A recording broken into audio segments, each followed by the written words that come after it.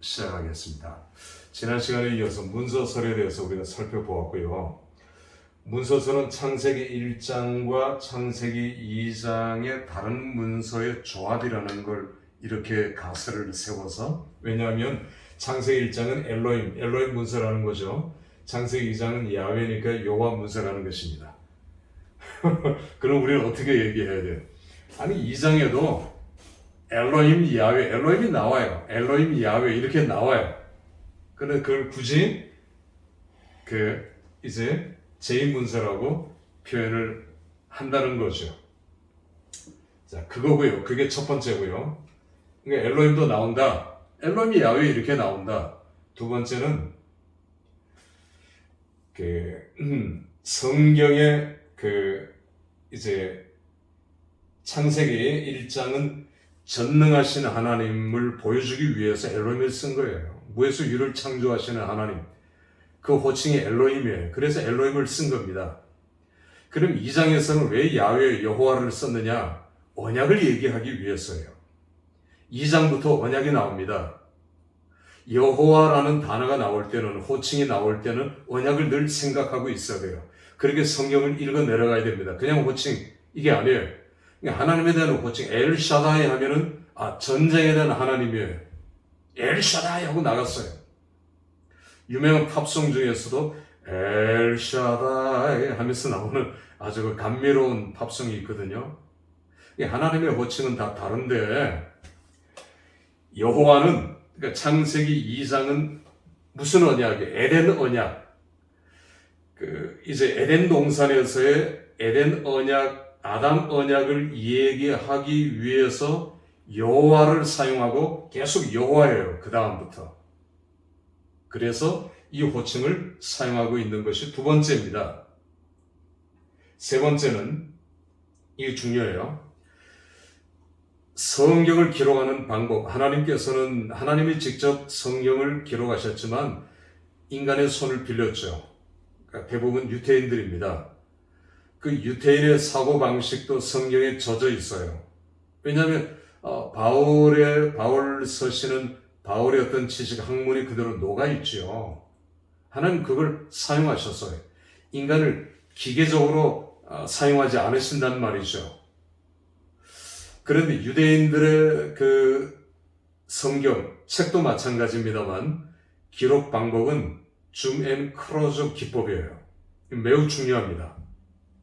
성경도 줌 앤 크로즈 기법으로 기록됐어요. 줌 앤 크로즈이 뭐냐 하면 우리가 카메라의 앵글을 이제 처음에 이렇게 비추죠. 혹은 점점 가까이 비춰나가요. 그러다가 크로즈업해서 확대를 시켜요. 그러니까 처음에는 보여주고 그 다음에 점점 이게 확대가 돼요. 그러니까 창세기 1장은 천지창조죠. 2장은 만물 창조입니다. 그 중에 제일 중요한 인간 창조죠. 인간 창조.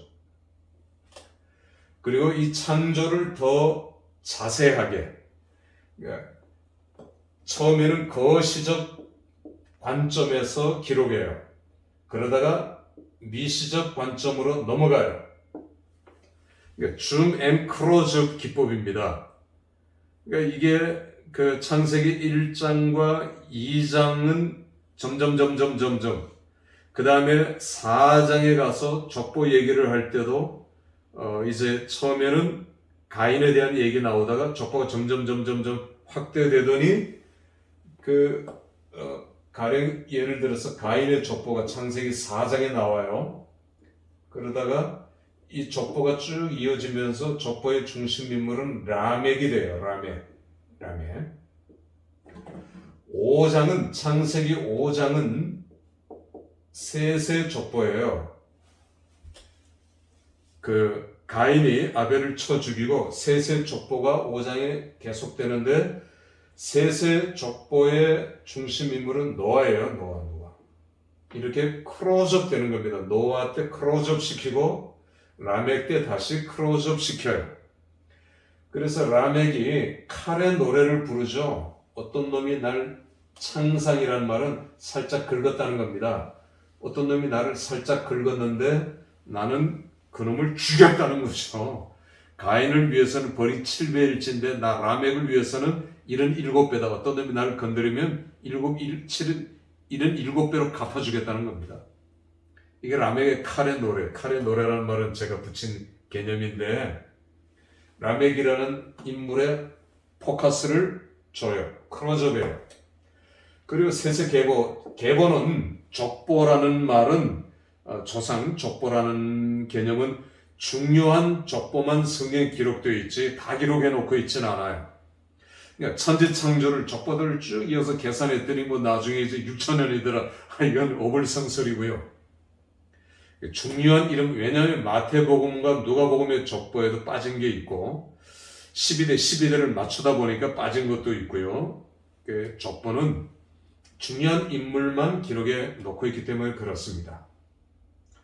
자, 노아에 와서 크로즈업 하잖아요. 그리고 내용이 길어지죠. 그러다 다시 이제 줌으로 갑니다. 좁혀지더니 다시 또 누구의 크로즈업 됩니까? 아브라함이죠, 아브라함. 그리고 아브라함 얘기가 본격적으로 크로즈업 되고 있는 거예요. 줌 크로즈업 계속 이런 기법입니다. 출애굽도 마찬가지죠. 출애굽 처음에 1장은 이제 이름이 알려져 있지 않는 어느 한 레위인 이렇게 시작해요. 자식을 낳았는데, 그런데 그게 점점 크로즈업 되죠. 누구에 의해서? 모세에 의해서. 이렇게 확대되는 겁니다. 모세 얘기가 쫙 펼쳐지죠. 레위도 마찬가지고요. 레위기도 제사의 종류가 처음 나오더니 그게 확산되는 겁니다. 또 레위 지파의 이름도 이제 무라리, 게르솜 이런 식으로 확대되어지고 있는 것이죠. 민수기 마찬가지고 신명기 마찬가지입니다. 뭐 성경 66권이 100%가 아니라 100%다 이렇게 얘기하기는 좀 그렇지만 이런 전개로 나가요. 포로 이후에 다시 역사를 시작할 때에 역대상 1장 1절부터 다시 족보가 시작되죠. 그럴 때 그 족보는 이렇게 시작합니다. 아담, 그 다음에 이제 셋, 가인이 없어요. 인류의 절반 이상을 빼버리는 겁니다. 그러면서 레위 지파에 초점을 맞추고 다윗 지파로 옮겨가죠. 다윗 지파가 중심이 되죠. 그리고 이제 유다 지파, 그리고 다윗의 후손에 의해서 쭉 이렇게 족보가 펼쳐져 나가는 걸 보게 됩니다. 그러니까 줌 앤 크로즈업 기법이라는 걸 우리 이해하면서 성경을 읽어 내려가면 성경을 조금 더 쉽게 이해하고 우리에게 다가오게 하지 않을까 그런 생각이 듭니다. 자, 그 문서서는 이런 식으로 엘로힘 문서, 그 야훼 문서, 그리고 신명기 문서는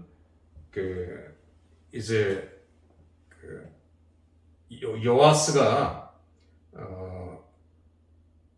종교 개혁을 시작하게 된 이유가 성전을 청결케 하다가 성전 제단 바로 밑에 모세가 직접 기록한 신명기 원본을 발견했어요.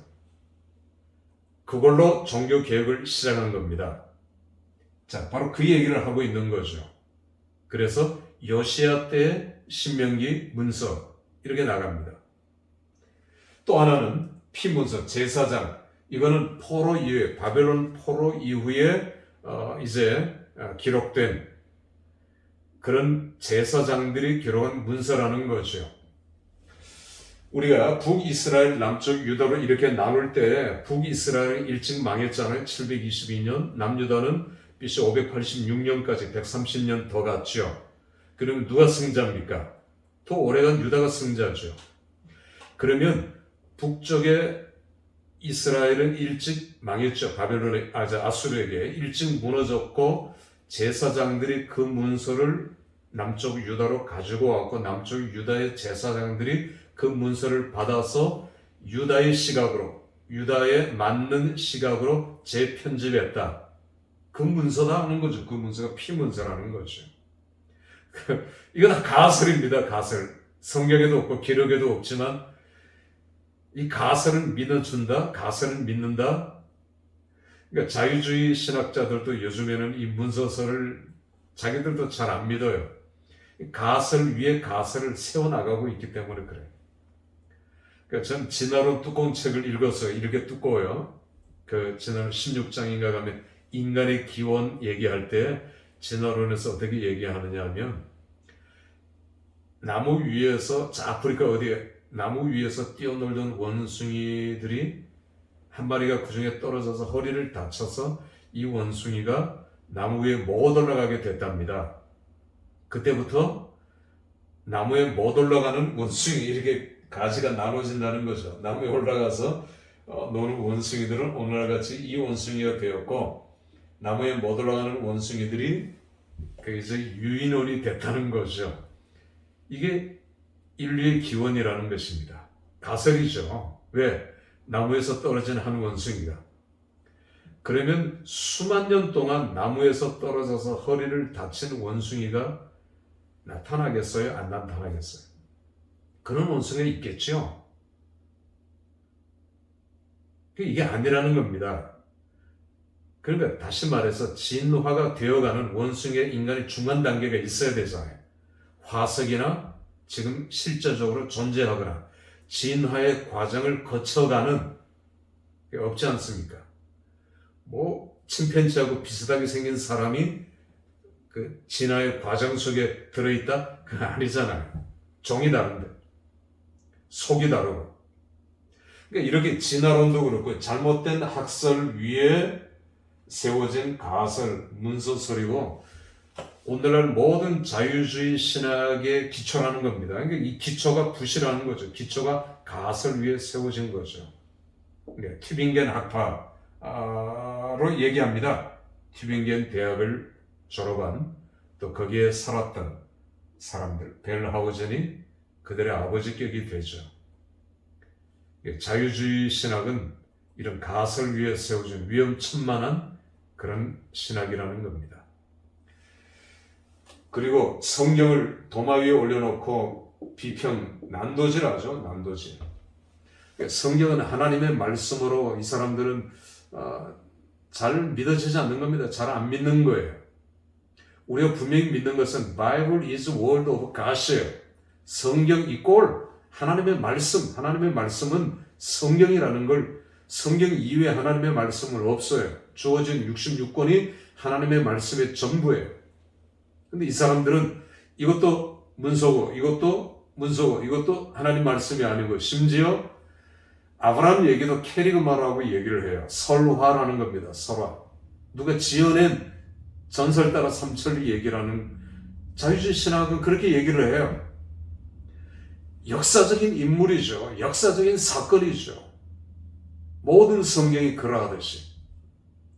그러니까 이 사람들은 문서서는 모세 오경도 모세의 기록이 아니라 문서의 조합이라는 것입니다. 자유주의 신학자들은 왜 그러냐? 창세기 뒤에 가면은 맨 끝장에 가면은 모세가 죽었더라. 120세. 그리고 몇 절이 더 붙어요. 그걸 가지고 창세기는 모세의 기록이 아니다.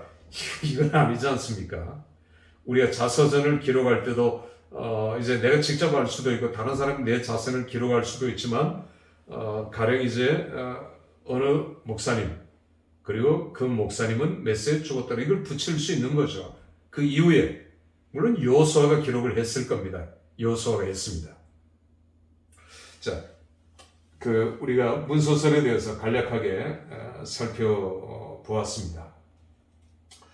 추호의 일호의 가치도 없다. 그러나 문서설이 어떤 학문이고 어떤 이제 가설인 것은 우리가 알아야 그들하고 대화를 할 수 있고 토론을 할 수 있다는 것입니다. 하나 더 조금 더 얘기를 하면은 예를 들어 창세기 12장은 하나님께서 아브라함을 처음 부르실 때에 그 언약을 맺죠. 아브라함과의 언약의 내용은 복에 오는 축복의 통로죠. 그러다가 15장에 가서는 이제 새를 쪼개어 두고 밤새 기다렸는데 하나님께서 새벽에 지나가시면서 아브라함과 언약을 체결하는 언약장입니다. 이 두 개의 문서도 조합이라는 거죠. 그게 아니라는 것입니다. 창세기 12장에 아브라함과 맺을 때 이 언약은 법적 선포고요. 15장은 실제적으로 언약을 시행하는, 언약을 체결하는 언약 체결장이에요. 그러니까 또 예를 들면은 출애굽기 19장과 출애굽기 24장은 똑같이 시내산 언약입니다.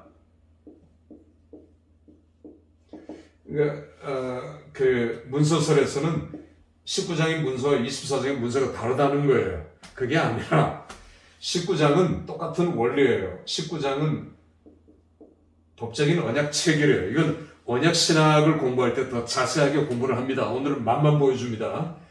법적인 언약 체결이고요. 19장 1절에서 6절을 자세히 읽어보셔요. 법적으로 하나님이 선포하시는 겁니다. 아직 일어나지 않았어요. 언약 체결식 아직 안 했어요. 24장에 가서 직접 언약 체결식을 합니다. 그러니까 이 문서설이 이건 아니죠. 그러니까 이걸 고집하는 겁니다. 이 사람들은. 그러니까 그런 식으로 성경을 다 꿰어 맞추는 거예요. 그러면 어떤 게 D 문서고 어떤 게 P 문서고 어떤 게 엘로이 문서고 이 명확하지가 않아요. 그러니까 네 문서의 조합이라고 얼버무리는 겁니다. 그리고 성경 66권을 그러면 다 여기다 분류를 해야 될 거 아니에요. 그러니까 그 사람들의 입맛에 맞는 몇 가지만 분류하고 있어요.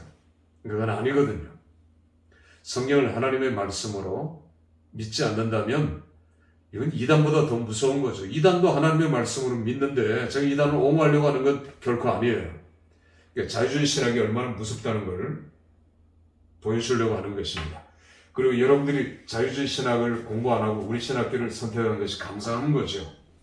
자유주의 신학이 아니라 보수 정통의 기초를 가진 개혁 신학을 공부한다는 것이 저도 그 신학을 공부하고 이렇게 가르친다는 것이 얼마나 감사한지요. 성경의 하나님의 말씀으로 믿지 못하는 걸 가르친다? 그러니까 벨하우젤이 티빙겐 대학 교수로 있다가 학생들이 신학을 공부하다 하나 둘씩 떠나요. 신앙을 잃어버리고. 그러다 결국 자기 자신도 시험에 들어서 신학 교수직을 그만뒀어요. 이게 뭡니까 이게? 그러니까 자유주의 신학에 대한 확신도 자기가 없는 거예요. 문서설에 대한 확신도 자기가 없는 거예요. 그러니까 이게 자유주의 신학의 실체다. 물론 이런 것들을 우리가 성경 해석학을 공부하거나 혹은 서기 과목이라는 게 있어요. 그걸 공부할 때 조금 더 자세하게 다루겠지만 오늘은 이 정도 하고 시간이 너무 많이 가기 때문에 다른 걸로 넘어가도록 이렇게 하겠습니다. 여러분들이 이제 제가 족보 얘기를 했지요. 가인은 최초의 성을 쌓았습니다. 성. 그리고 가인이 죽인 아벨은 단을 쌓지요. 최초의 예배자입니다. 히브리서에서는 그 아벨은 더 나은 제사를 드렸다 했어요. 그러니까 더 나은 제사를 드렸지요.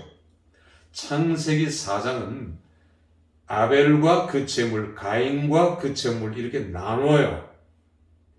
그러니까 우리가 흔히 아벨이 통통한 양의 제물을 드렸다. 그건 우리의 상상이고요.